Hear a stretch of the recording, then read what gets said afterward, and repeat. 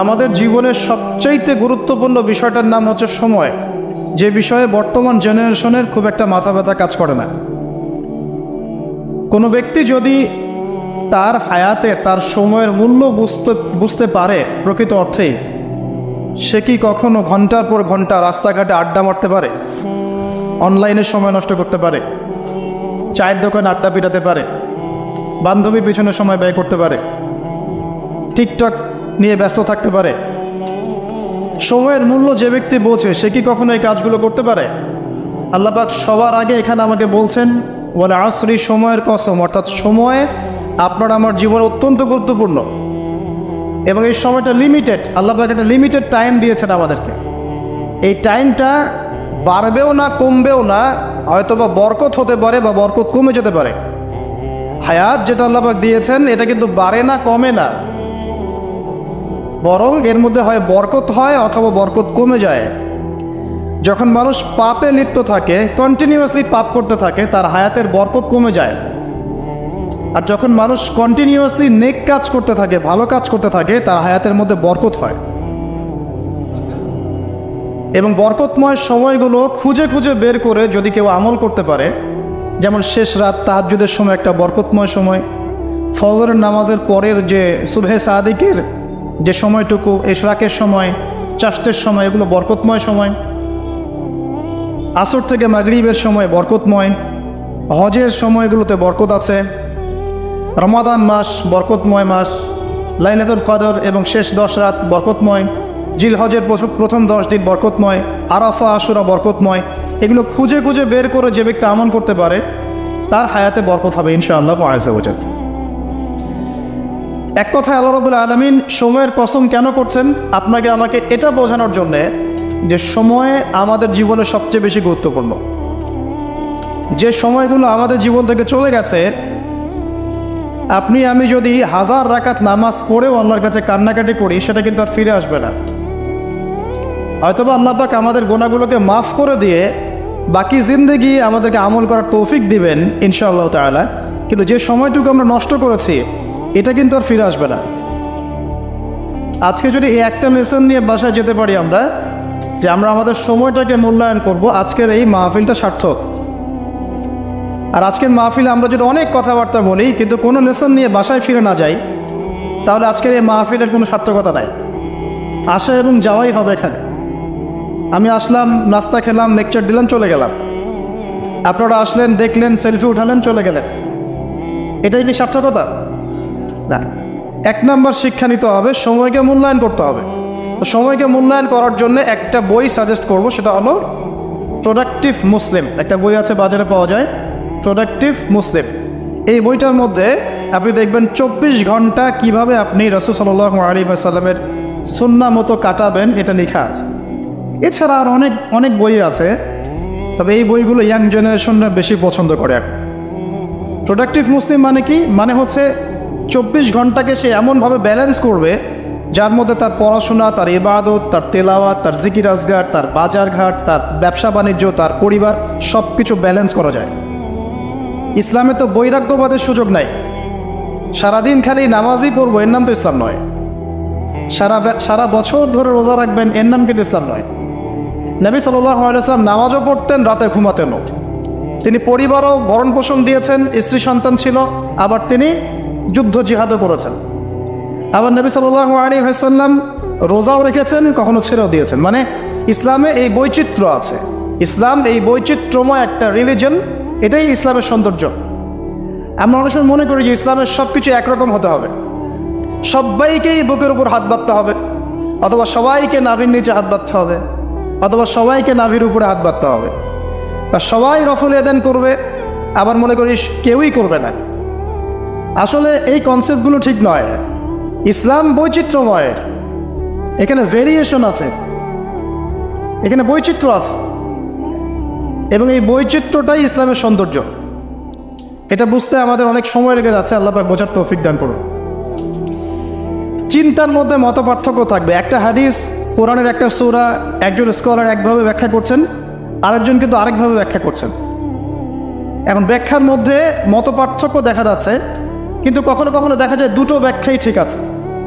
আল্লাহ পাক কাউকে এমন একটা ইলম দিয়েছেন যা অন্য কাউকে দেন নাই, আরেকজনকে আল্লাহ পাক এমন একটা বুঝ দিয়েছেন যেটা আবার অন্য কাউকে দেন নাই। কিন্তু কোরআনের একটা আয়াতকে কেন্দ্র করেই কিন্তু ব্যাখ্যাগুলো এসেছে। তো এই যে বৈচিত্র্য, এটা ইসলামের সৌন্দর্য, এটা ইসলামের মানে ব্যর্থতা নয়, কিন্তু এটা ইসলামের সৌন্দর্য। শুধু খেয়াল রাখতে হবে ওই ব্যাখ্যা, ওই বুঝ আমরা গ্রহণ করব যেই বুঝ এবং ব্যাখ্যা নবী সাল্লাল্লাহু আলাইহি ওয়াসাল্লাম এবং সাহাবায়ে কেরাম রাদিয়াল্লাহু আনহুম তাদের থেকে স্বীকৃত, এতটুকুই। তো যে বিষয়ে আসছিলাম ভাই, সময়টাকে মূল্যায়ন করি। প্রফেটিক লাইফস্টাইল এটা বলা যতটা সহজ, করাটা খুব কঠিন। রাতের ঘুমানো থেকে শুরু করে আবার রাতের ঘুম পর্যন্ত এই যে 24 ঘন্টার দিন রাত, এটাকে এমনভাবে ঢেলে সাজাতে হবে যাতে এর মধ্যে আমার ইবাদত থাকে, নামাজ থাকে, জামাতে নামাজ থাকে, তিলাওয়াত থাকে, তালিম দেওয়া থাকে, দিন প্রচার থাকে, পরিবারকে সময় দেওয়া থাকে, বাজারঘাট করা থাকে, সন্তান প্রতিপালন থাকে, ব্যবসা বাণিজ্য থাকে, সব কিছুকে ব্যালেন্স করতে হবে। যদি এটা করতে পারি তাহলে ইনশাআল্লাহ আগামী দিনে আশা করা যায় আমাদের তরুণ প্রজন্মের হাতে ইসলামের পতাকা উঠবে ইনশাআল্লাহ। আর এখন যে লাইফস্টাইল আমরা পালন করছি আর কি, বাস্তবতায় আসেন সেটা হচ্ছে এমন, ঘুমাচ্ছি রাত 2-3টায়, কারণ গার্লফ্রেন্ড তো ফোন দেয় রাত 12টার পরে, আর গার্লফ্রেন্ড ফোন দিলে তো 3-4 ঘন্টা কথা না বলে থাকা যায় না, তাই না ভাই? তার মানে ঠিক বলছেন, তার মানে এর সাথে অভ্যস্ত আছেন আপনারা। তো ঘুমাতে ঘুমাতে 3টা-4টা উঠছেন মাশাআল্লাহ জোহরের আগে, তো ফজরটা পড়ছেন জোহরে গিয়ে, তারপরে যে আসর মাগরিব ঢিলে ঢালাভাবে যাচ্ছে, সারাদিন গায়ে কোনো এনার্জি নাই, যেহেতু ঘুম ক্লিয়ার হচ্ছে না, শরীরে শক্তি নাই।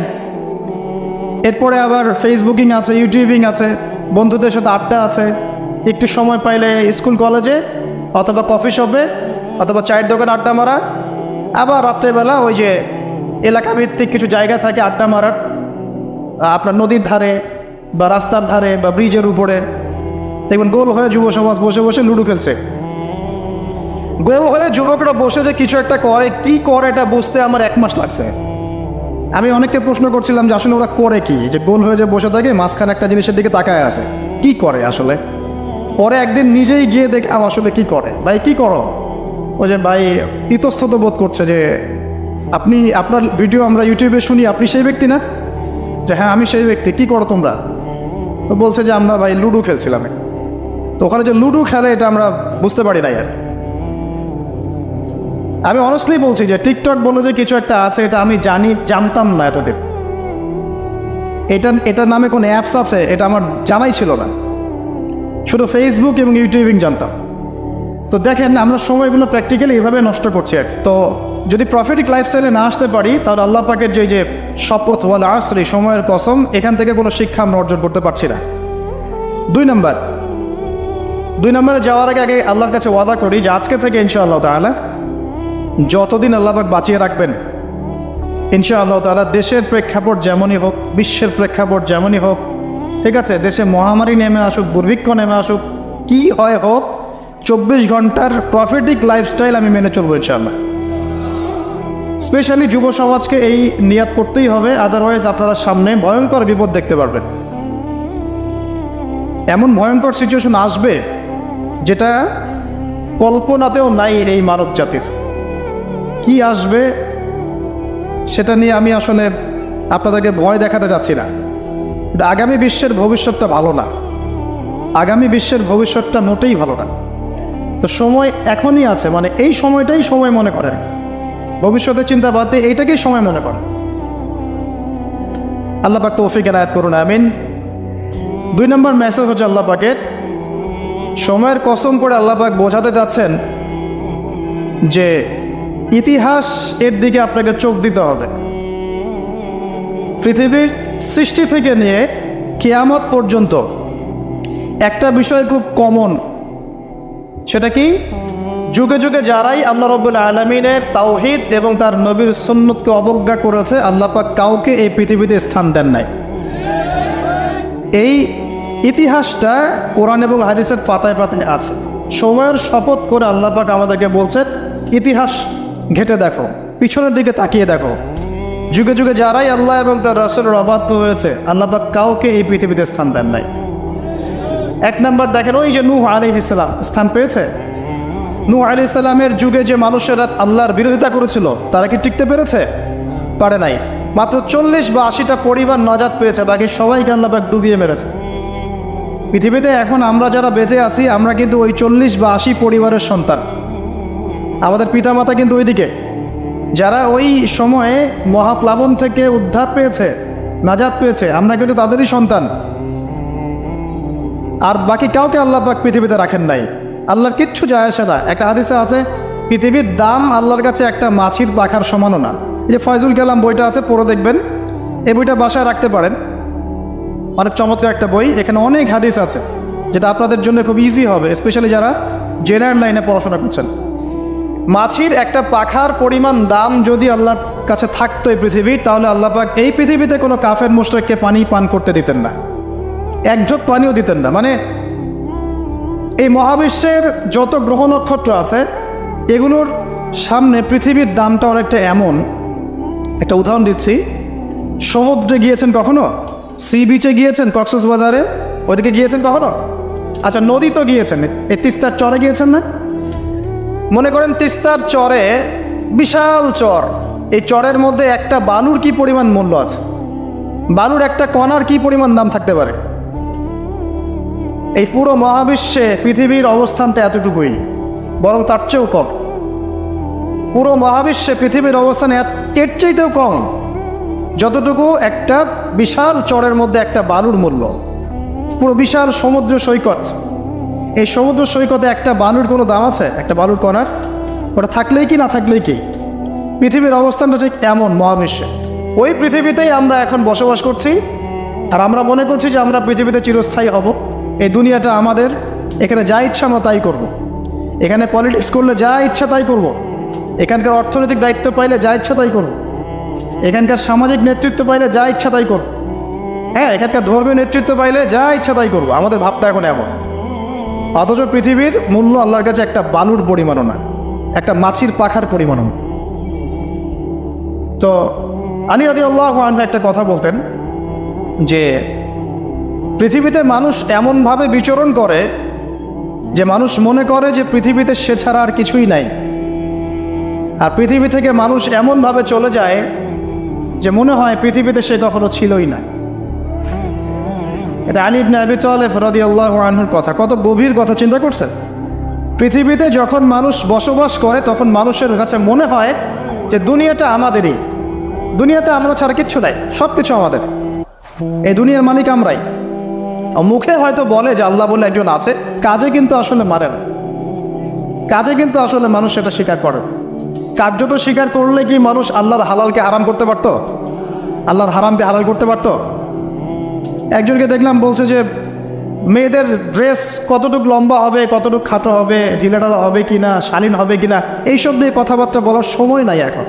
এখন যুগটা এগিয়ে যাওয়ার। তো যুগটা কি নগ্ন হয়ে এগিয়ে যাব?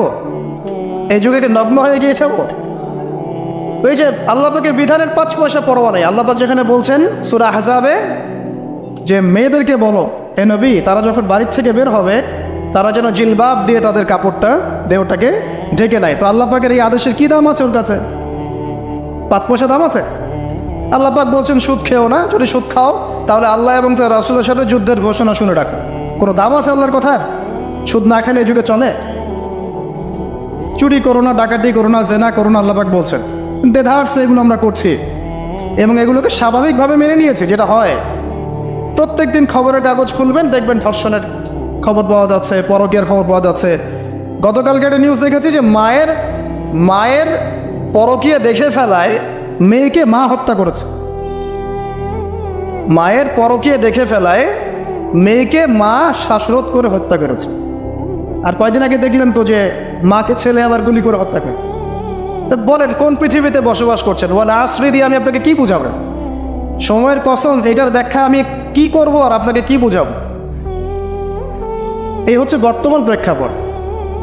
তো দেখুন আল্লাহ পাক সময়ের কসম করে বলছেন, যুগের পর যুগ তাকিয়ে দেখেন, যারাই আল্লাহ এবং তার রাসূলের বিধানের পরোয়া করে নাই, আল্লাহ পাক কাউকে এই পৃথিবীতে টিকতে দেননি। শুধু একটা সময় দিয়েছেন, কাউকে 100 বছর, কাউকে 1000 বছর, কাউকে 500 বছর, কাউকে 700 বছর। একদিন না একদিন আল্লাহ পাক এদেরকে ধ্বংস করে দিয়েছে। নূহ আলাইহিস সালামের পরে আসেন আদ জাতি। আজ জাতির লোকেরা অনেক লম্বা ছিল, ওই যে ওই গাছের চেয়েও লম্বা হবে। আসলে আমি বোঝাতে পারবো না। তাল গাছগুলো দেখেছেন, তাল গাছ, নারকেল গাছ, এর চাইতেও বড় বড় ছিল ওরা ফিজিক্যালি। বিশ্বাস মানে এমনও মানুষ ছিল পৃথিবীতে, আমরা তো এখন ছোট, লম্বা চওড়া মানুষ ছিল পৃথিবীতে, এবং তারা ছিল আদ এবং সামুদ জাতি। তার একটা কথা বলতো যে মান আশাদ্দু মিন্না কুওয়া, আমাদের চেয়ে শক্তিশালী আর কে আছে? আল্লাহ পাক বলেছেন কোরআনে যে তারা কি জানে না যে আল্লাহ তাদেরকে সৃষ্টি করেছেন তিনি তার চেয়ে বেশি শক্তিশালী। তো এরা বলতো যে আমাদের চেয়ে শক্তিশালী কে আছে? পাহাড় কেটে কেটে বাড়ি নির্মাণ করতো, সৌধ নির্মাণ করতো, যখন কাউকে মারতো ওয়াইদা বাতাসতুম জাব্বারিন, কাউকে পিটাইলে খুব পিটাইতো, মানে খুব উদ্ধত অহংকারী ছিল। হুদ আলাইহিস সালাম এবং সালেহ আলাইহিস সালাম তাদের নবী ছিলেন। আল্লাহ পাক নির্দিষ্ট সময় দিয়েছেন, একদিন ধ্বংস করে দিয়েছেন। বিশাল দেহের এই মানুষগুলোকে আল্লাহ পাক ধ্বংস করেছেন ঝড় দিয়ে, বাতাস দিয়ে। বাতাসে এমনভাবে উপরে দিয়েছেন যেন খেজুর গাছের ডাল উপরে পড়ে গেলে যেমনভাবে পড়ে থাকে, এরা সেভাবেই পৃথিবীতে পড়েছিল। শেষ, সমস্ত দম্ভ অহংকার সব শেষ, চূর্ণ বিচূর্ণ। সামুদ জাতির একই অবস্থা, আকাশ থেকে বজ্রপাত, এই যে বিজলি যেটা বলি আমরা, প্রচণ্ড বজ্রনিনাদ শব্দে একদিনে শেষ। কমে লুত পরস্পর ছেলে ছেলে জেনা করতো, নাউজুবিল্লাহ, যেটা এখনকার ফ্যাশন হয়ে গেছে আর কি। হ্যাঁ, আজকে দেখলাম একটা নিউজ, যে আমি আসলে নিউজ দেখতে খুব পছন্দ করি, যে একটা স্কুলের টিচার, সে নিজেও সমকামী, সে শিক্ষার্থীদেরকে পড়াচ্ছে, সে নিজেও সমকামী, তাকে সরিয়ে দেওয়ার জন্য শিক্ষার্থীরা আন্দোলন করছে। এখন এদের সংগঠনও আছে, এদের পতাকা আছে, এদের ম্যাগাজিন আছে, এরা মানবতার কথা বলে, এরা বলে যে বাক স্বাধীনতার কথা বলে। আগে ওই উইকিপিডিয়া ঘাটলে দেখবেন, আগে দেখা যেত যে সমকামিতাকে একটা রোগ বলতো মানুষ, যেটা মানসিক রোগ ইত্যাদি। এখন উইকিপিডিয়ায় ঘেটে দেখবেন, এখন এটাকে বলে এটা হচ্ছে বাক স্বাধীনতা। মানে বাক স্বাধীনতা, আপনি চাইলে একটা ছেলেকেও বিয়ে করতে পারেন, একটা মেয়েকেও করতে পারেন। লূত আলাইহিস সালামের কওম এই কাজটা করতো। এমনই অসভ্য কওম ছিল যে দুইজন ফেরেশতাকে আল্লাহ পাক দুইজন তরুণ যুবকের রূপে পাঠিয়েছেন। দুজন ফেরেশতার নাম, একজন জিবরাইল আলাইহিস সালাম, একজনের নাম মিকাইল আলাইহিস সালাম। দুইজনকে পাঠিয়েছেন ওদেরকে ধ্বংস করার জন্য, কিন্তু ফুটফুটে সুদর্শন তরুণের রূপে আর কি। তো তারা এসে আশ্রয় নিয়েছেন লূত আলাইহিস সালামের বাসায়। এখন ওই কওমের লোকেরা এসে লূত আলাইহিস সালামকে বলছে যে তোমার মেহমানদেরকে ডেকে নিয়ে আসো। লূত আলাইহিস সালাম বলছে কি জন্যে? তখন তারা বলছে তুমি তো খুব ভালো করেই জানো আমরা কি জন্য এসেছি। কথা কি বুঝতে পারছে? লূত আলাইহিস সালাম বলছেন যে আউলাই বানাতি ইন কুনতুম ফাইলিন, আমার মেয়েরা আছে, তোমাদের যদি কোনো মানে সৎ পুরুষ থেকে থাকো তাহলে আমার মেয়েদেরকে বিয়ে করে নাও, প্রয়োজন আমার মেয়েদেরকে বিয়ে করে নাও, তারপরে ওই খারাপ কাজে যেও না। তখন তারা বলছে যে তুমি খুব ভালো করেই জানো লূত আমরা কি জন্য এসেছি, তোমার মেয়েদের ব্যাপারে আমার কোনো আগ্রহ নাই। চিন্তা করতে পারেন? তখন লূত আলাইহিস সালাম বলছেন আলাইসা মিনকুম রাজুলুন রাশীদ, তোমাদের মধ্যে কি একটা ভালো মানুষও বাকি নাই? এরকম কম ছিল, মানে আল্লাহর ফেরেশতাদেরকেও চাচ্ছে নিজেদের কুপ্রবৃত্তি দমন করার জন্য। আল্লাহ পাক ওই জাতিটাকে এমনভাবে ধ্বংস করেছেন। ফেরেশতা জিবরাইল আলাইহিস সালামের পাখা আছে প্রায় 600টা পাখা, 2টা পাখা দিয়ে তিনি ওই পুরো কওমকে এভাবে উঠিয়েছেন আসমানে। তারপর আসমান থেকে ওদেরকে পাথর বর্ষণ করা হয়েছে, রজম যেটা বলি আমরা। দুনিয়াতে রজম না হলে আসমানে হয়েছে রজম, পাথর নিক্ষেপ করে থেতলে দেওয়া হয়েছে, তারপরে এদেরকে উল্টে এভাবে দাফন করে দেওয়া হয়েছে। জর্ডান নামক জায়গার ডেড সি বা মৃত সাগর যেটা, ওই জায়গাটা হচ্ছে কওমে লূতের জায়গা। অনলাইনে ঘেটে দেখেন, এই জায়গায় এই কওমে লূত থাকতো, সমকামী। তো এখন এটা মুহাম্মদ সাল্লাল্লাহু আলাইহি ওয়াসাল্লাম নিজেও বলছেন যে আমি আমার উম্মতের উপরে যে কয়টা বিষয়ে বেশি ভয় করি তার মধ্যে একটা হচ্ছে গোপন শিরক, একটা হচ্ছে লোক দেখানো আমল, একটা হচ্ছে এ উম্মতের এক শ্রেণীর আলেম তারা সমাজে ফিতনা সৃষ্টি করে বেড়াবে এবং আসমানের নিচে এরা সবচেয়ে নিকৃষ্ট শ্রেণীর মানুষ হবে। আমি ভয় করি আমার উম্মত মূর্তি পূজারী হয়ে যাবে, এবং আমি ভয় করি আমার উম্মতের মধ্যে সমকামিতা ছড়িয়ে পড়ছে না, এখন পড়ছে। খুব সতর্ক সাবধান থাকবে। এটা ছড়িয়ে পড়ার মূল কারণ কি? খুব কমন প্রশ্ন, আসলে কারণের দিকে আসেন, কারণটা ফাইন্ড আউট করি। জেনা যে ছড়িয়ে পড়ছে আর পরকীয়া যে ছড়িয়ে পড়ছে, সমকামিতা ছড়িয়ে পড়ছে, এর কারণটা কি? কী কারণ? আজকে থেকে 50 বছর আগে তো এমন ছিল না। লাস্ট 50 বছরে কি হচ্ছে, মানে এটা ছড়িয়ে পড়ছে, কারণটা কি? 1 নম্বর কারণ হচ্ছে ফ্রি মিক্সিং, মানে ছেলে মেয়ের অবাধ বিচরণ। এটা 1 নম্বর কারণ। আগে যত বেশি পর্দা রেস্ট্রিক্টেড ছিল তত বেশি এখান থেকে মানুষ সেফ ছিল। 2 নম্বর কারণ হচ্ছে যে যৌন শিক্ষার নামে আমরা মানুষকে নগ্নতা শেখাচ্ছি। 3 নম্বর কারণ হচ্ছে প্রত্যেক প্রিন্ট এবং ইলেকট্রনিক মিডিয়া যৌনতার সুরসুরি দিচ্ছে। আর তার চেয়ে বড় 4 নম্বর কারণ হচ্ছে পর্নোগ্রাফি। এটা সবার মোবাইলে এখন ফ্রি অ্যাক্সেস। যে কেউ ইচ্ছা, আলেম হোক আর জালেম হোক আর যেই হোক না কেন, সবাই বাসায় গিয়ে চুপচুপ করে পর্নোগ্রাফি দেখতে পারে। এবং যখন এটাতে মানুষ আসক্ত হয়ে যায় তখন ভিতর থেকে সে পশু হয়ে যায়। নিজের মেয়ের সাথে জেনা করতেও তার বুক কাঁপবে না। আপনি কি জানেন এখন অনেক পিতা বেরিয়েছে যারা নিজের মেয়ের সাথে জেনা করছে? খবর দেখেছেন? এটা কিভাবে সম্ভব? পর্নোগ্রাফির মধ্য দিয়ে সম্ভব। পর্নোগ্রাফি দেখতে দেখতে দেখতে দেখতে এগুলোকে মানুষের কাছে কমন মনে হচ্ছে, স্বাভাবিক। তখন কোনো মেয়ের দিকে আর সম্মানের চোখে মানুষ তাকাতে পারছে না। একটা মেয়ের দিকে সম্মানের দৃষ্টিতে মানুষ আর তাকাতে পারছে না। আর মেয়েরাও যে খুব ভালো তা না। ম্যাক্সিমাম মেয়ে দেখা যায় বেপর্দায় চলে। ওরা পছন্দ করে কেউ ওদেরকে প্রিজিং করুক, কেউ একটু ওকে লাভ লেটার দিক, কেউ টিকটক একটু নক করুক, কেউ মেসেঞ্জারে নক করুক। অনেক মেয়েরা তো অনেক বদ এখন। ভালো মেয়ে খুঁজে পাবেন কোথায়? খুবই রেয়ার, খুবই রেয়ার। ভালো মেয়ে খুঁজে পাওয়া খুবই রেয়ার। যদি আপনি নিজে পবিত্র না থাকেন, আপনি পবিত্র মেয়ে খুঁজে পাবেন না। প্রিয় দিনী ভাই, আপনি যদি নিজে পবিত্র না থাকেন, আপনি পবিত্র মেয়ে খুঁজে পাবেন না।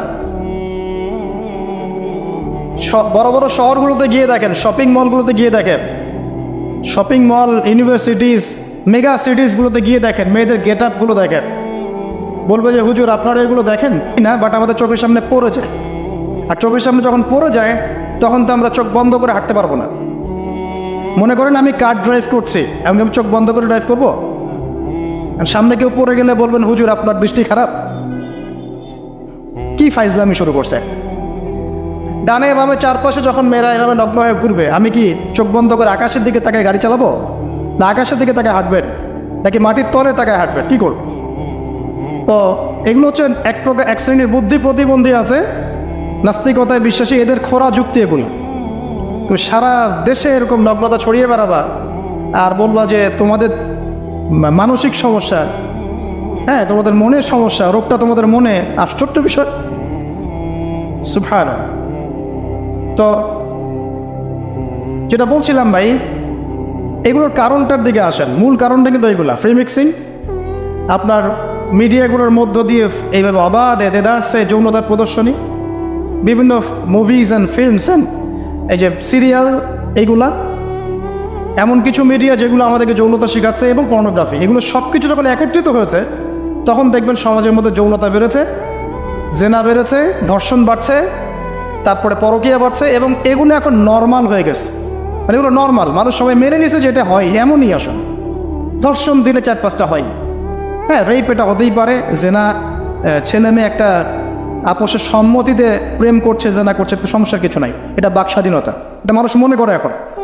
হ্যাঁ, দুজন যদি পরস্পর সম্মতিতে জেনা করে, এটাকে পাপ মনে করা হচ্ছে না এখন আর। আপনার কথা কি মাথার মধ্যে আছে? সত্যি, এখন যদি দুজন একজন মেয়ে যদি সম্মতিতে জেনা করে, এটাকে পাপ মনে করা হচ্ছে না। জোর করে করলে তখন পাপ মনে করা হচ্ছে। এবং দেখা যায় অনেক পরিবার, আপনি জরিপ করে দেখেন, ম্যাক্সিমাম পরিবারে এখন পরকীয়া ঢুকে গেছে। স্বামীকে নিয়ে স্ত্রী সন্তুষ্ট না, স্ত্রীকে নিয়ে স্বামী সন্তুষ্ট না, চলছে। আবার যদি কেউ অনেস্টলি একাধিক বিয়ের দিকে যায়, তখন তাকে আবার সমাজের দিকে খারাপ চোখে দেখা হচ্ছে। দেখা যাবে একটা স্ত্রী আছে বাসায়, কিন্তু বাইরে 10টা মেয়ের সাথে টাঙ্কি মেরে বেড়ায়, কোনো সমস্যা নাই। 10টা মেয়ের সাথে জেনা করে বেড়ায়, কোনো সমস্যা নাই।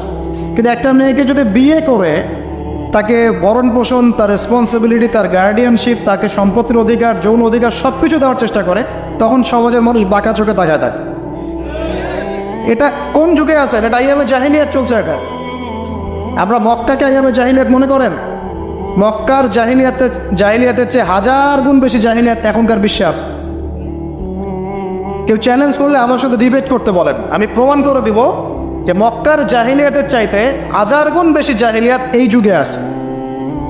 তবে শর্ত হচ্ছে এই জাহিলিয়াত প্রমাণ করতে হবে শুধু কোরআন এবং হাদিসের চোখ দিয়ে, অন্য কোনো চোখ দিয়ে চলবে না।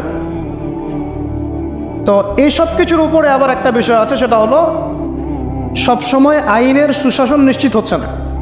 সব ধর্ষকের বিচার হচ্ছে না, সব জেনাকারের বিচার হচ্ছে না, মাদকদ্রব্য সবার বিচার হচ্ছে না। আর বিচার হলে আইনের ফাঁকফোকর দিয়ে বেরিয়ে যাচ্ছে। আর সিস্টেম করা আছে, ওখানে একটু খাওয়াবেন, তার নিচে একটু খাওয়াবেন, তারপর এখানে একটু খাওয়াবেন, আস্তে আস্তে সব ফুলে যাবে। আর এগুলো আমরা মেনে নর্মাল, এমনই সিস্টেম আমরা সবাই মেনে নিয়েছি, এটাই হয়। এই যে মেনে নেওয়ার ট্রেন্ড, এটা করতে করতে করতে আমরা এখন চরম রকম জাহেলি একটা সমাজে বসবাস করছি।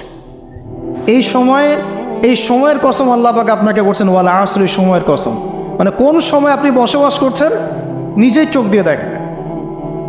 সময়কে চিনতে শিখুন, ইতিহাস পড়তে শিখুন। ইতিহাসের সময়ের যুগে যুগে যারা আল্লাহর আইনের বা আল্লাহর বিধানের বিরোধিতা করেছে ওদের কি পরিণত হয়েছে দেখুন, আর সময়কে মূল্যায়ন করুন। এভাবে আদ সামুদের কথা বললাম, কওমে লূতের কথা বললাম, এই যে কওমে শুআইব একই অবস্থা, মাপে কম দিত, আল্লাহ পাক ভূমিকম্প দিয়ে ধ্বংস করে দিয়েছে, মানুষকে ঠকাতো। শুআইব আলাইহিস সালামের কওম যেভাবে মানুষকে ঠকাতো, এখনকার IMF আর ওয়ার্ল্ড ব্যাংক মানুষকে এইভাবে ঠকায়। এটা আপনি বুঝবেন না যদি ইন্টারন্যাশনাল ইকোনমিক্স মনিটারি সিস্টেম সম্পর্কে পড়াশোনা না করেন। সুদের জালে ফেলে দরিদ্র দেশগুলোকে একদম গলায় রশি ধরে টেনে ফেলে দিবে, হ্যাঁ, সুদের মধ্য দিয়ে। এবং পুরো ওয়ার্ল্ডটাকে এভাবে সাজিয়েছে, এর বাইরে কেউ বেরোতে পারবে না। তারপরে ওরা ইন্দোনেশিয়াকে ইকোনমিক স্যাংশন দিয়ে দিয়েছে। ইন্দোনেশিয়া আস্তে একটা ভালো অবস্থান থেকে হঠাৎ করে ধাপ করে পড়ে গিয়েছে। যখন টার্কি এখান থেকে বের হওয়ার চেষ্টা করেছে, ওকে স্যাংশন দিয়ে দিয়েছে। ভেনিজুয়েলা যখন বের হওয়ার চেষ্টা করেছে, ওকে স্যাংশন দিয়ে দিয়েছে। মানে এরা শুআইব আলাইহিস সালামের ওই কওমের মতোই পুরো মানব জাতিকে অর্থনৈতিক দাসত্বের দিকে নিয়ে গেছে। শুআইব আলাইহিস সালামের কওমের পরে কি? ফিরআউনের কওম, মুসা আলাইহিস সালাম। ফিরআউন ছিল বিশ্বের সবচেয়ে প্রতাপশালী নেতা, যে নিজেকে এক পর্যায়ে বলেছিল যে আনা রব্বুকুমুল আ'লা, আমি তোমাদের মহান রব, তাই না? সে বলেছিল যে আমি তোমাদের জন্য যা ভালো মনে করি আমি তাই করি, এবং আমি তোমাদেরকে সরল পথ দেখাই। এটা ফিরআউনের স্টেটমেন্ট, এটাও কিন্তু ফিরআউনের স্টেটমেন্ট। তো সে নিজেকে এক পর্যায়ে রব দাবি করে, এবং আল্লাহ পাক তাকে ক্ষমতা দিয়েছিলেন, দীর্ঘ হায়াত দিয়েছিলেন, ওকে জুলুমের ক্ষেত্রে আল্লাহ পাক অবকাশ ছাড় দিয়েছিলেন। এক পর্যায়ে সে মনে করলো যে তাকে ধরার কেউ নাই। আল্লাহ রাব্বুল আলামিন একটা সুযোগের অপেক্ষা, জাস্ট একটা সুযোগের অপেক্ষা, সেটা হলো মুসা আলাইহিস সালামকে ধাওয়া করছে ফেরাউন এবং তার দলবল লোহিত সাগরের কাছে আসলো। ফেরাউন এদিকে দাঁড়িয়ে আছে, মুসা আলাইহিস সালাম এবং তার সাথীরা পার হয়ে গেল। ফেরাউনও পার হতে গিয়ে আল্লাহ পাক সবাইকে সদল বলে ডুবিয়ে দিলেন। একদিনের ব্যাপার। আল্লাহ পাক ওয়াল আসরি, সময়ের কসম করে এদিকে আমাদেরকে তাকাতে বলছেন।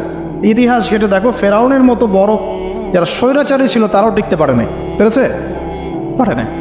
নমরুদের কথা আপনারা জানেন, বিশাল প্রতাপশালী, তাকে আল্লাহ পাক লম্বা হায়াত দিয়েছিলেন। ইব্রাহিম আলাইহিস সালামকে কত পরীক্ষায় না ফেললো, আগুনে পর্যন্ত ফেলেছে।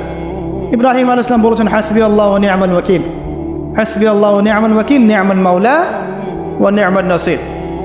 আল্লাহ রাব্বুল আলামিন ইব্রাহিম আলাইহিস সালামকে বিজয় দিলেন ও নমরুদকে আল্লাহ পাক ধ্বংস করে দিলেন। কোথায় যাবেন? ঈসা আলাইহিস সালামের কওমে আসেন। যারা ঈসা আলাইহিস সালামকে মেনে নিয়েছে নাজাত পেয়েছে, যারা মেনে নেয় নাই কিয়ামত পর্যন্ত আল্লাহ পাক ওদেরকে লানত করে রেখে দিয়েছে। ওরা কারা? ওরা ইহুদিরা, জিউসরা। তো লম্বা করছি না, একটা বিষয়ের দিকে ফোকাস করেন। সময়ের কসম বলতে আল্লাহ পাক আপনাকে বর্তমান সময়টাকে চিন্তা করতে শেখাচ্ছেন।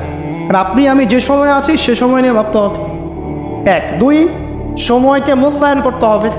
3 অতীতের সময়গুলোর দিকেও তাকাতে হবে, যে অতীতে কখন কার কি পরিণত হয়েছে, কি কারণে হয়েছে। এখান থেকে শিক্ষা নিয়ে সামনের দিকে পথ চলতে হবে। আর সামনের সময় কেমন? সামনের সময় আরও ভয়ঙ্কর। যত দিন যাবে কিয়ামতের যে আলামতগুলো বাকি আছে সেগুলো আস্তে আস্তে চোখের সামনে দেখা যাবে। 10টা বড় বড় আলামত এখনো দেখা যাচ্ছে না, বাকি ছোট ছোট যত আলামত আছে তার 100টার মধ্যে 99টাই দেখা যাচ্ছে। সামনের সময় কেমন? বলছিলাম যে 10টা বড় বড় সাইন দেখা যাচ্ছে না, বাকি 100টার মধ্যে 99টাই দেখা যায়। কি কি দেখা যাচ্ছে কয়েকটা বলে। উঁচু উঁচু বিল্ডিং দেখা যায়, উঁচু উঁচু বিল্ডিংয়ের প্রতিযোগিতা দেখা যায়। সমাজের নিম্ন শ্রেণীর মানুষ, রাখাল শ্রেণীর মানুষ উঁচু উঁচু অট্টালিকা নির্মাণের প্রতিযোগিতা করছে দেখা যায়। সমাজের ম্যাক্সিমাম মানুষ এখন সুদ খাচ্ছে দেখা যাচ্ছে। ছেলেরা মেয়েদের পোশাক পরছে, মেয়েরা ছেলেদের পোশাক পরছে দেখা যায়। আচ্ছা, সমাজে মেয়েদের সংখ্যা বাড়ছে, ছেলেদের সংখ্যা কমছে দেখা যাচ্ছে। বেশি থেকে বেশি আল্লাহ পাকের গজব আসছে, আসমানি গজব, জমিনের বালা, বন্যা বলেন, ভূমিধস বলেন, ভূমিকম্প বলেন, জলোচ্ছ্বাস বলেন, দিন দিন বাড়ছে না কমছে? বাড়ছে। মুসলিমদের উপর অমুসলিমদের অত্যাচার বাড়ছে না কমছে? মুসলিম উম্মার বিভক্তি বাড়ছে না কমছে? বাড়ছে। মানুষ আলেম, বড় বড় ওলামায়ে কেরাম যারা আছে তাদের ইন্তেকাল বেশি হচ্ছে না কম হচ্ছে? ওলামায়ে কেরাম যারা বড় বড় আলেম ওলামা তারা আস্তে আস্তে চলে যাচ্ছেন না? মানুষ অনেক জাহেলকে আলেম মনে করছে না? হ্যাঁ, এমনও কিছু মানুষ মুসলিম সমাজে দিন প্রচার করছে যাদের ফ্রেঞ্চ কাট দাড়ি। আস্তে আস্তে আস্তে আস্তে দেখেন নাই, এমন অনেক মানুষ দিন প্রচার করছে ইসলামে, দাড়ি ফ্রেঞ্চ কাট, মাশাআল্লাহ। এবং সে বলছে যে মানে এটা যে সুন্নাহ, এটা কোরআনে কোথায় আছে? সম্মাদারির কথা কোরআনে কোথায় আছে? দাড়ি টুপি পাগড়ির মধ্যে ইসলামকে সীমাবদ্ধ করে ফেলেছেন, এই জন্যে প্রতিবাদ স্বরূপ সে নিজে আর লম্বা দাড়ি রাখবে না। কি বুঝলেন? আপনারা দাড়ি টুপি এবং পাগড়ি জুব্বার মধ্যে ইসলামকে সীমাবদ্ধ করে ফেলেছেন, এই কারণে সে নিজে আর দাড়ি রাখবে না, ইসলাম প্রচার করে বেড়াচ্ছে। মানুষ ওদের পিছনে ছুটছেও। দেখলাম নারী একজন মহিলা ওয়াজ মাহফিলের স্টেজে উঠে বক্তব্য দিচ্ছে। হ্যাঁ, আশপাশে কিছু মানুষ আছে যাদের আবার দাড়ি টুপিও আছে, তারা বসে বসে আবার শুনছেও লেকচার। হ্যাঁ, তো এই যে সাইন যে আলেমদের মৃত্যু হবে, জাহেলদেরকে মানুষ আলেম মনে করবে, মেয়েদের সংখ্যা বাড়বে, ছেলেদের সংখ্যা কমবে, ছেলেরা মেয়েদের পোশাক পরবে, মেয়েরা ছেলেদের পোশাক পরবে, এগুলো দেখতে পাচ্ছেন না? দেখতে পাচ্ছেন। সময় সংক্ষিপ্ত হয়ে আসছে না? নবীজি বলেছেন একটা বছর চলে যাবে একটা কিসের মতো? মাসের মতো। মাস যাবে সপ্তাহের মতো, সপ্তাহ যাবে একটা দিনের মতো। সময়ের বরকত কমছে না? কমছে। হঠাৎ মৃত্যু বাড়ছে না মানুষের? হঠাৎ মৃত্যু যাচ্ছে, অ্যাক্সিডেন্ট, মরে যান হঠাৎ। দেখবেন ছোট ছোট বাচ্চা যারা আছে, এই বাচ্চাদের সাথে যৌন সম্পর্ক বাড়ছে না? বাচ্চা থেকে ধর্ষণ বাড়ছে না? সমাজে এমনি নর্মালি জেনার ধর্ষণ বাড়ছে না? পরিবারের ভাঙনগুলো হচ্ছে না বেশি? ভাঙন বাড়ছে না? পরকীয়া বাড়ছে না? এই যে ভাইয়ে ভাইয়ে দ্বন্দ্ব, সম্পত্তির জন্য বাবার সাথে ছেলের দ্বন্দ্ব, মায়ের সাথে ছেলের দ্বন্দ্ব, প্রতিবেশী খোনাখুনি, এগুলো বাড়ছে না কমছে? সব কিয়ামতের সাইন। আমানতদারিতা উঠে যাচ্ছে না? যে ব্যক্তি মিথ্যাবাদী তাকে সমাজে সত্যবাদী বলা হচ্ছে না, আর যে সত্যবাদী ওকে সমাজে মিথ্যাবাদী বলা হচ্ছে না। কোথায় আছেন? আপনি নিজেই পড়াশোনা করেন, দেখেন আলামত স্যার কতগুলো আলামত চান, সবগুলো আপনি চোখের সামনে দেখতে পারবেন। আজকে এটা টপিক না, নাহলে এটা নিয়ে আমি 2 ঘন্টা কথা বলতে পারবেন ইনশাআল্লাহ। কিন্তু 10টা বড় বড় সাইন এখনো আসে নাই। কিরকম? 1, মাসিহুদ দাজ্জাল এসেছে? আসে নাই মানে সে এখন আত্মপ্রকাশ করেনি মানুষের রূপে, কিন্তু তার জন্ম হয়েছে, সে আছে, যেখানে থাকেন সেখানেই আছে। তার যেটা মিশন, সেই মিশন চলছে বিশ্বজুড়ে, এবং তার মিশনগুলো বাস্তবায়ন করছে এখন ইহুদিরা। কারণ ইহুদিদেরকে নিয়েই সে বিশ্ব শাসন করবে। যাদেরকে নিয়ে সে বিশ্ব শাসন করবে তারা দাজ্জালের মিশন ঠিকই বাস্তবায়ন করছে। আর আমরা কি করছি? হালুয়া রুটি আর সেমাই খাচ্ছি, আর বাসায় গিয়ে ঘুমিয়ে যাচ্ছি, তাই না ভাই? একদিন হালুয়া রুটি বলেছিলাম তো কিছু মানুষ আমাকে খুব ধোয়া ধুয়েছে অনলাইনে, এই জন্য এখন আমি হালুয়া রুটি বলতে চাই না, এখন বলি আমরা বিরিয়ানি খাচ্ছি আর ঘুমাচ্ছি। দেখেন দাজ্জাল কিন্তু পৃথিবীতে আছে। কোথায় আছে? তার মানে সে কোন গোত্রের হবে ইত্যাদি ইত্যাদি, তার দেহের গঠন কেমন হবে, চুল কেমন হবে, চোখ কেমন হবে, সব কিছু হাদিসে বলা আছে। মাসিহুদ দাজ্জাল নিয়ে আমি আলাদা একটা খুতবা বা লেকচার ইনশাআল্লাহ দিব। কিছু মানুষ আছে দেখলাম দাজ্জাল কোথা থেকে বের হবে এই নিয়ে খুব আলোচনা, আমি বলেছি অনেক দিন আগে একটা লেকচারে যে দাজ্জাল জেরুজালেম থেকে বিশ্ব শাসন করবে। 5 বছর আগেও এই কথা বলেছি, ইনশাল্লাহ জীবনের শেষ পর্যন্ত এই কথা বলবো। দাজ্জাল জেরুজালেম থেকে সারা বিশ্ব শাসন করবে। এখন সে খুব লেখা লিখছে না, এখানে খোরাসানের কথা এসেছে, এখানে ইস্পাহানের কথা এসেছে, ইত্যাদি ইত্যাদি। তো পণ্ডিত মশাইকে একটা কথা বলতে চাই, দাজ্জাল কোথা থেকে বের হবেন এই কথাটা আমি বেশি জানি, আপনি বেশি জানেন, না নবী মুহাম্মদ সাল্লাল্লাহু আলাইহি ওয়াসাল্লাম বেশি জানেন? বলেন কে বেশি জানে? আচ্ছা, দাজ্জাল মক্কা মদিনায় ঢুকতে পারবে? পারবে না। আচ্ছা, দাজ্জাল মক্কা মদিনায় ঢুকতে পারবে না। দাজ্জাল কোত্থেকে বের হবেন সেটা আমাদের নবীজি সবচেয়ে বেশি ভালো জানেন, এই তো। তারপরেও নবী সাল্লাল্লাহু আলাইহি ওয়াসাল্লাম ইবনে সাইয়্যিদ নামক একজন ব্যক্তিকে মদিনায় মসিহুদ দাজ্জাল মনে করতেন, এবং অনেক সাহাবী তাকে মসিহুদ দাজ্জাল মনে করেন। সহিহ মুসলিমে অনেকগুলো হাদিস আছে, পড়ে দেখেন যে নবী সাল্লাল্লাহু আলাইহি ওয়াসাল্লাম ইবনে সাইয়্যিদকে ইনভেস্টিগেট করছেন আড়াল থেকে। ইবনে সাইয়্যিদকে ডেকে বলছেন যে তুমি কি দেখো? সে বলছে যে আমি তো সিংহাসন দেখি। তো নবীজি বলছেন তোমার সিংহাসন কোথায়? সে বলছে সিংহাসন সমুদ্রের উপরে। তখন নবীজি বলছেন তুমি তো শয়তানকে দেখেছো, তুমি শয়তানকে দেখেছো। এরপরে নবীজি বলছেন তুমি কি বিশ্বাস করো যে আমি মুহাম্মদ শেষ নবী? ইবনে সাইয়্যিদ বলছে আপনি কি বিশ্বাস করেন যে আমি নবী? কথা বুঝতে পারছেন? কথা বুঝতে পারছেন না? নবীজি মনের মধ্যে একটা শব্দ গোপন করলেন। শব্দটা ছিল দুখান। কি নাম? সূরা দুখান আছে না? দুখান। দুখান শব্দটা মনের মধ্যে গোপন করে ইবনে সাইয়্যিদকে বলছেন যে বলো দেখি আমি মনের মধ্যে কি শব্দ গোপন করে রেখেছি। তখন ইবনে সাইয়্যিদ কি বললো জানেন? বলল দুখ দুখ। রহস্যময় ক্যারেক্টার না একটা? ওমর রাদিয়াল্লাহু আনহু বলছেন যে ইয়া রাসূলুল্লাহ আপনি আমাকে অনুমতি দেন, এর গর্দানটা আমি উড়াই দিই। তখন নবী সাল্লাল্লাহু আলাইহি ওয়াসাল্লাম বলছেন যে না, যদি সে, শোনেন স্টেটমেন্টটা শোনেন, যদি ইবনে সাইয়্যিদ সত্যি দাজ্জাল হয়ে থাকে তাহলে তুমি তাকে হত্যা করতে পারবে না, কারণ তার হত্যা লেখা আছে ঈসা আলাইহিস সালামের হাতে। ঠিক আছে? আর যদি সে দাজ্জাল না হয়ে থাকে তাহলে নিরপরাধ ব্যক্তিকে হত্যা করার মধ্যে কোনো সার্থকতা নাই। এই যে যদি সে দাজ্জাল হয়ে থাকে, এই চান্সটা নবী সাল্লাল্লাহু আলাইহি ওয়াসাল্লাম কেন নেবেন? অথচ ঘটনাটা মদিনার, যে মদিনায় দাজ্জাল ঢুকতে পারবে না। ব্যাপারটা কি রহস্যময় নয়? এত সহজেই দাজ্জালের কনসেপ্ট নিয়ে এত আলোচনা করা যায় না। 2-4টা হাদিসকে মিলালেই সব কিছুর কনক্লুশন আসে না। দাজ্জালের খুরুজ একটা জিনিস, ওর জন্ম নিয়ে আর একটা জিনিস। সে পৃথিবীতে আছে, সৃষ্টির শুরু থেকেই আছে।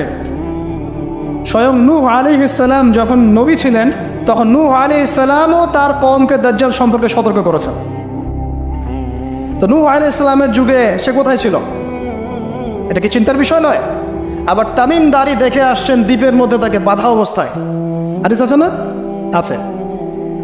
এখন একটা হাদিসের মধ্যে যে আছে যে দাজ্জাল ইরাক এবং শাম এর মাঝামাঝি একটা রাস্তা থেকে বের হয়ে আসবে, এটা একটা হাদিস। আরেকটাতে আছে ইস্পাহান থেকে বের হয়ে আসবে। ইস্পাহান কিন্তু এখন ইরানের মধ্যে, ঠিক আছে? আরেকটা হাদিসে আছে খোরাসান থেকে বের হয়ে আসবে। আপনি কীভাবে মেলাবেন? আবার নবীজি এখানে মদিনার মধ্যে ইবনে সাইয়্যিদকে বলছেন যে ওমর সে যদি দাজ্জাল হয়ে থাকে তুমি তাকে মারতে পারবে না। ব্যাপারটা কি রহস্যজনক না? অনেক চেইন মিলাতে হবে এখানে, একটা দুটো হাদিস দিয়ে আমি কনক্লুশন আসতে পারবো না। আরেকটা বিষয় বলি, ওই যে শাম এবং ইরাকের মাঝখানের রাস্তার কথা আসছে, এই জায়গাটা এখন ইসরায়েলের আন্ডারে পড়েছে। অথচ যেই সময় হাদিসটা বলা হচ্ছিল তখন কিন্তু ইসরায়েল রাষ্ট্রের অস্তিত্ব ছিল না। যখন দাজ্জাল সংক্রান্ত এই শাম ইরাকের হাদিস বলা হচ্ছে তখন ইসরায়েল রাষ্ট্রের জন্মও হয় নাই। এর জন্ম তো হয়েছে 1914 সালে, 17 সালে, 45 সালের দিকে এসে। তাহলে ওই যে ইস্পাহান খোরাসান যেগুলো বলছেন, এমনও হতে পারে অদূর ভবিষ্যতে ইসরায়েল ওই জায়গাগুলো দখল করে ফেলবে, হতেই পারে। সিরিয়ার ওই উপত্যকা কি ইসরায়েলের ছিল আগে? মিশরের গোলান ওদের ছিল আগে? আস্তে আস্তে তারা এক্সটেন্ড করেছে। এত সহজে একটা হাদিস যে একটা কনক্লুশনে এসে অনলাইন ধুয়ে দেওয়ার মধ্যে কোনো সার্থকতা নাই। তো মুফতি সাহেব বা ওনাকে জিজ্ঞাসা করেন দাজ্জালের পণ্ডিতকে তাহলে খোরাসান থেকে যদি দাজ্জাল বের হবে আর ইস্পাহান থেকে বের হবে, তাহলে মদিনায় নবী সাল্লাল্লাহু আলাইহি ওয়াসাল্লাম ইবনে সাইয়্যিদকে কেন দাজ্জাল মনে করছে? এই প্রশ্নের উত্তর আগে শুনে আসতে পারে। এর কি উত্তর দেয়? এটা নিয়ে আরও ডিটেলস কথা আছে। আমি বললাম যে একটা দুইটা হাদিস দিয়ে এগুলো আমি বোঝাতে পারবো না, আমার মিনিমাম 1 ঘন্টা সময় লাগে। আল্লাহ পাক এই বিষয়গুলো নিয়ে আমাদেরকে গভীর গবেষণার তৌফিক দান করুন। এতটুকু জেনে রাখেন, সে এই বিশ্ব শাসন করবেই এবং 40 দিন সে বিশ্বটাকে ম্যাসাকার করবে। তার এক হাতে জান্নাত, এক হাতে জাহান্নাম, মানে এটা সত্যিকারের জান্নাত জাহান্নাম নয়, এর রূপক অর্থে। মানে যে তার আনুগত্য করবে সে তাকে প্রোগ্রেস দিবে, যে তার আনুগত্য করবে না ধ্বংস। সে যে বায়ুমণ্ডল, যে আকাশ নিয়ন্ত্রণ করবে, দুর্ভিক্ষ দিবে, সে যে মানুষকে সচ্ছলতা দিবে, এগুলো কিভাবে? এগুলো তার আনুগত্য এবং তার মানে বিরোধিতার মধ্য দিয়ে মানে পরিস্ফুটিত হবে আর কি। দাজ্জাল এমন একটা গাধার পিঠে সফর করবে যেটার কান হবে অনেক লম্বা। এই গাধা মানে কি সত্যিকারের গাধা? তাহলে গাধা কি আকাশে উড়বে? আর কিছু প্রোটেস্ট্যান্ট মার্কা মুসলিম আছে, এরা মনে করেন না গাধা মানে সত্যিই গাধা। এমন গাধা আসবে যে গাধা চড়ে আকাশে সফর করা যায়। আসলে কি এখানে গাধা কি গাধাই বোঝানো হয়েছে? দাজ্জালের হাতে রুটির পাহাড় থাকবে। কিছু মানুষ মনে করে রুটির পাহাড় মানে আসলে রুটির পাহাড়। আসলে কি রুটির পাহাড় মানে খাবারের নিয়ন্ত্রণ? এগুলো বোঝার জন্য কি আপনার পিএইচডি করার দরকার আছে? তো অনেক ডেপথ এই সাবজেক্টটা, এটাকে আপনাকে খুব গভীরভাবে পড়তে হবে। চলুন, এই সাইনটা এখন দেখা যাচ্ছে না, সে এখনও আত্মপ্রকাশ করে নাই, অচিরেই করবে। তবে এতটুকু জেনে রাখেন, সে আত্মপ্রকাশ করলে জিউসদেরকে নিয়ে সারা বিশ্ব সে শাসন ঠিকই করবে। তবে আল্লাহ পাক তাকে এবং পুরো জিউসদেরকে ওই জেরুজালেমে ধ্বংস করবেন কিভাবে? ঠিক যেভাবে আল্লাহ পাক ফেরাউন এবং তার দলবলকে ধ্বংস করেছেন লোহিত সাগরে। একই সুন্নাহ, সেম সুন্নাহ আল্লাহ পাক অ্যাপ্লাই করবেন। আল্লাহ পাক সবর করেছেন, ধৈর্য ধরেছেন, সবগুলাকে এক জায়গায় এনেছেন লোহিত সাগরে। তারপর একদিনের মধ্যে ফেরাউন আর তার দলবলকে ডুবিয়ে দেন। একই সুন্নাহ আল্লাহ পাক সবাইকে জেরুজালেমে একত্রিত করছেন, এক জায়গায় একত্রিত করছেন। ঈসা ইবনে মারিয়ামের হাতে, ইমামুল মাহদির হাতে এই সমস্ত জালেমদের পতন এক মুহূর্তে হয়ে যাবে সব। এটা হবে সামনে, এটা দেখা যাচ্ছে না। আর কি ইয়াজুজ আর মাহাজুজ দেখতে পাচ্ছেন না, 3টা বড় বড় ভূমিকম্প দেখতে পাচ্ছেন না। আর কি পাচ্ছেন না? ইয়েমেনের আগুন দেখতে পাচ্ছেন না, দাব্বাতুল আর্থ দেখতে পাচ্ছেন না, ঈসা আলাইহিস সালামের আগমন দেখতে পাচ্ছেন না। মানে এই যে বড় বড় সাইনগুলো, এগুলো আপনি দেখতে পাচ্ছেন, বাকি সব ছোট ছোট আলামতগুলো দেখতে পাচ্ছেন না? দেখতে পাচ্ছেন। এটা আপনার সময় সামনে অপেক্ষা করছে। আল্লাহ রাব্বুল আলামিন এখন কি বলছেন? যে এই সময়ের কসম করে আল্লাহ পাক বলছেন, সবাই আমরা ক্ষতির মধ্যে আছি। আমরা যে ক্ষতির মধ্যে আছি এটাকে বোঝার আর বাকি আছে? পারিবারিকভাবে, ধর্মীয়ভাবে, ইকোনমিক্যালি, আপনার পলিটিক্যালি আমরা যে ক্ষতির মধ্যে আছি বোঝার কি বাকি আছে? পুরো বিশ্বটাই ক্ষতির সম্মুখীন। কিন্তু আল্লাহ পাক একটা শর্ত দিচ্ছেন বা একটা উপায় বলে দিচ্ছেন যে এই 4টা কাজ যদি তোমরা ঠিকঠাক মতো করতে পারো, ইনশাআল্লাহ তোমরা ক্ষতি থেকে বেঁচে থাকবে ইনশাআল্লাহ। আমরা দোয়া করি আল্লাহ পাক আমাদের সবাইকে এই 4টা কাজ সঠিকভাবে করার তৌফিক ইনায়াত করুন, আমিন। কোন 4টা কাজ? 1 নাম্বার, ঈমান। ইন্নাল্লাযীনা আমানু। ঈমান কাকে বলে এটা জানি তো আমরা নাকি? কয়টা পিলার ঈমানের? ইসলামের 5টা, ঈমানের 6টা। ঈমানের 6টা পিলার কি কি বলেন? 1 নাম্বার কি? আল্লাহর প্রতি বিশ্বাস। তারপরে ফেরেশতাগণের প্রতি বিশ্বাস। 3 নাম্বার আসমানি কিতাবসমূহের প্রতি বিশ্বাস। তারপরে রাসূলগণের প্রতি বিশ্বাস, পরকালের জীবনের প্রতি বিশ্বাস, আর ভাগ্যের ভালো মন্দের প্রতি বিশ্বাস। এই 6টা হচ্ছে ঈমানের পিলার। এই 6টাকে মনে বিশ্বাস করতে হবে, মুখে স্বীকার করতে হবে এবং কাজেও বাস্তবায়ন করতে হবে। আল্লাহ পাক তৌফিক দান করুন, আমিন। এটা হলো ঈমান। যারা ঈমানদার হবে তারা ইনশাআল্লাহ ক্ষতি থেকে বেঁচে থাকবে।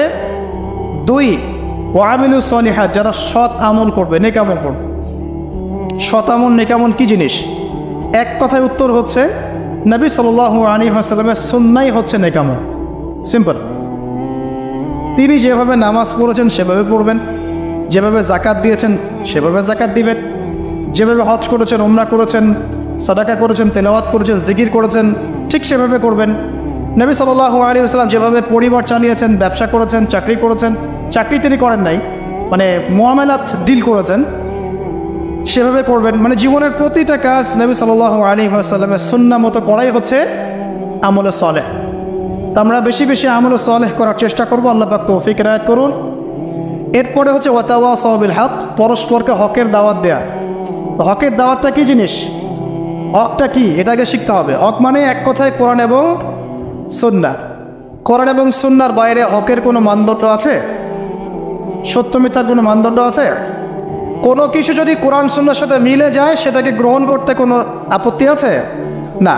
কিন্তু কোনো কিছু যদি কোরআন সুন্নাহর সাথে না মিলে বিপরীত হয় তাহলে কি সেটা মানবেন? মানবেন না। এই হলো হকের মানদণ্ড। ওয়াকুলিল হাক্কু মির রাব্বিকুম, হক তোমার রবের পক্ষ থেকে আসে। কোরআন এবং সুন্নাহর সাথে যা মিলে যাবে সেটা মেনে নিতে আমাদের কোনো আপত্তি নাই, কারণ কোরআন এবং সুন্নাহই হচ্ছে হকের একমাত্র মানদণ্ড। সত্য মিথ্যা, ন্যায় অন্যায়, হক বাতিলের চূড়ান্ত মানদণ্ড কি? কোরআন এবং সুন্নাহ। এটাই হলো হক। এর দাওয়াত যারা প্রদান করে, এই দাওয়াতটা আপনি একটা ফাউন্ডেশনের থ্রু দিয়েও করতে পারেন, একটা রাষ্ট্রের মাধ্যমে করতে পারেন, একটা শিক্ষা প্রতিষ্ঠানের মাধ্যমে করতে পারেন, একটা সামাজিক সংগঠনের মাধ্যমে করতে পারেন। যেভাবেই হোক আপনি হকের দাওয়াতটা মানুষের কাছে প্রচার করবেন। এটা হচ্ছে ওয়াতাওয়াসাউ বিল হক, পরস্পরকে সত্যের উপদেশ দেয়া। আরেকটা কি? ওয়াতাওয়াসাউ বিস সবর, পরস্পরকে ধৈর্যের উপদেশ দেয়া। মানে হকের সাথে ধৈর্যের সম্পর্ক, দাওয়াতের সাথে ধৈর্যের সম্পর্ক। কারণ ইসলামের বিজয় রাতারাতি হয় না, সবর করতে হয়। একদিনেই ইসলামের বিজয় হয় না, এক রাতে হয় না, সবর করতে হয়, লেগে থাকতে হয়, কন্টিনিউয়াসলি কাজ করতে হয়। আস্তে আস্তে সুপরিকল্পিতভাবে একটা নির্দিষ্ট লক্ষ্যকে সামনে রেখে আগানে পরে ইনশাআল্লাহ আজ্জা ওয়া জাল দেখবেন ইসলামের বিজয় একদিন না একদিন হবেই ইনশাআল্লাহ। আর এটা যে হবেই এই বিষয়ে কোনো সন্দেহ নাই। আজ হোক আর কাল হোক, ইসলাম এই পৃথিবীতে চিরস্থায়ী হবে। সর্বশেষ যে বিষয়টা কিয়ামতের আগে ঘটবে সেটা হলো ঈসা ইবনে মারিয়ামের হাতে পুরো বিশ্বব্যাপী দ্বীনের খেলাফা। এটা ঈসা আলাইহিস সালামের হাতে আল্লাহ পাক করাবেন ইনশাআল্লাহ তাআলা। এবং বিশ্বের বিভিন্ন জায়গায় মুসলিমদের মধ্যে এই যে হকের যে ব্যাপারটা বললাম, কোরআন এবং সুন্নাহ, এর এস্টাবলিশমেন্ট হবে ইনশাআল্লাহ আজ্জা ওয়া জাল। এটা চিরায়ত হয়ে গেছে, লিখিত হয়ে গেছে। কোথায়, কবে, কার মাধ্যমে, কিভাবে হবে এটা আল্লাহ পাক জানেন, আমরা কেউ জানি না। কিন্তু এতটুকু জানি যে ইসলাম ছিল, ইসলাম আছে, ইসলাম থাকবে, এবং ইসলাম সর্বশেষ রিলিজন যেটা সারা বিশ্বকে ডিল করবে, সারা বিশ্বের বিষয়গুলোকে নিয়ন্ত্রণ করবে ইনশাআল্লাহ আজ্জা ওয়া জাল। মাঝখানের এই সময়টুকুতে আমাদের কি করণীয়? 1 নাম্বার, সময়কে মূল্যায়ন করা। 2 নাম্বার, প্রকৃত ইমানদার হওয়ার চেষ্টা করা।